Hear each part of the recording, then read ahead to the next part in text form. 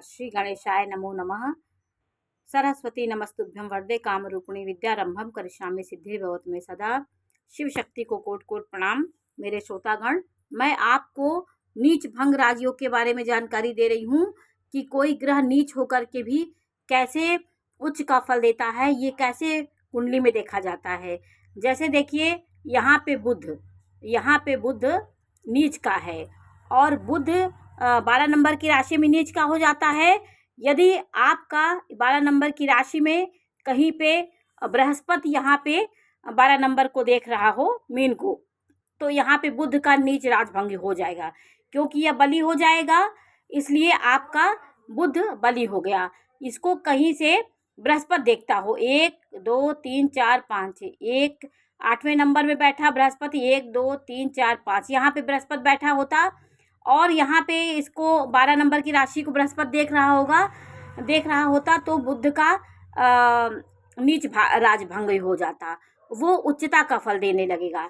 या फिर कहीं पे केंद्र में बैठा हो नीच का, जैसे बुध यहाँ नीच का हो गया है जिस राशि में, उस राशि का स्वामी केंद्र और त्रिकोण में बैठा हो तो ये भी नीच राजभंग हो जाता है। जैसे यहाँ पे मंगल की दृष्टि, जैसे यहाँ मंगल है और यहाँ शनि नीच राशि में बैठा हुआ है, मंगल की नीच राशि है, और जिस राशि में बैठा हो, जैसे ये नीच राशि मेष है तो मेष राशि का जो स्वामी है वो उच्च होकर के केंद्र में बैठा है, तो शनि का नीच राजभंग योग हो गया।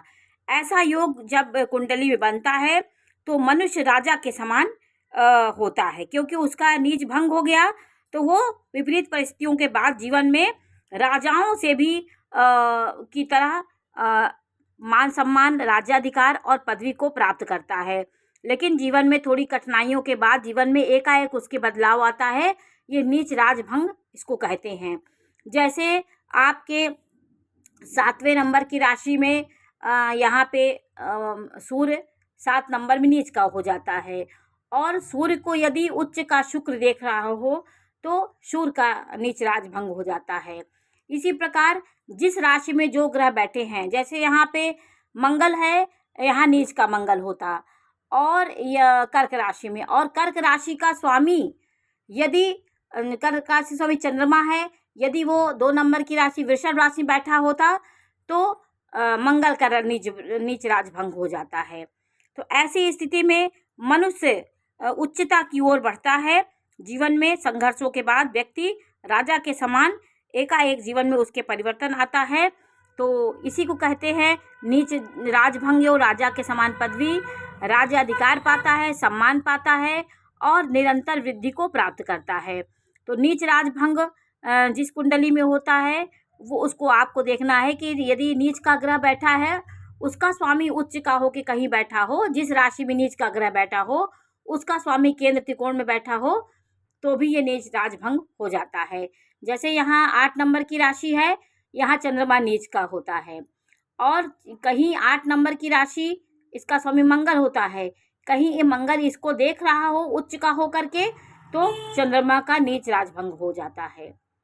और मिथुन राशि में जैसे यहाँ पे बुध है, मिथुन राशि है, यहाँ पे इसका स्वामी बुध है, बुध यदि नीच राशि का हो उच्च का, जैसे यहाँ पे बुध है, बुध स्वराशि का हो करके अपने घर को देख रहा हो, या जिस राशि में यहाँ पे जैसे कन्या राशि, यहाँ पे शुक्र बैठा हो, यहाँ पे जैसे शुक्र बैठा हो, यहाँ पे शुक्र बैठा हो, और शुक्र यहाँ पे शुक्र बैठा हो और बुध उसे देख रहा हो, उच्च का बुध, स्वग्रही बुध देख रहा हो तो शुक्र का नीच राजभंग हो जाता है। तो ऐसे सब ग्रहों का आप समझ लीजिए। नीच का ग्रह जिस राशि में बैठा है उसका स्वामी उच्च होकर के केंद्र में बैठा हो, त्रिकोण में बैठा हो, स्वराशि का बैठा हो, वो दृष्टि दे रहा हो इस घर को, तो आपका नीच राजभंग होता है। तो ये ज्योतिष शास्त्र में एक राजयोग ये भी होता है। व्यक्ति को विपरीत परिस्थितियों के बाद व्यक्ति का जीवन एकदम पलट जाता है, वो राजा के समान और उच्च स्तर का व्यक्ति होता है, धार्मिक राज्याधिकार उसे प्राप्त होता है और जीवन में उन्नति करता है। तो आज मैंने आपको नीच राजभंग योग के बारे में जानकारी दी। ये जानकारी आपको कैसी लगी हमें अवश्य बताइए। चैनल को लाइक करिए, सब्सक्राइब करिए। मैं इसी प्रकार की जानकारी देती रहूँगी। नमस्कार।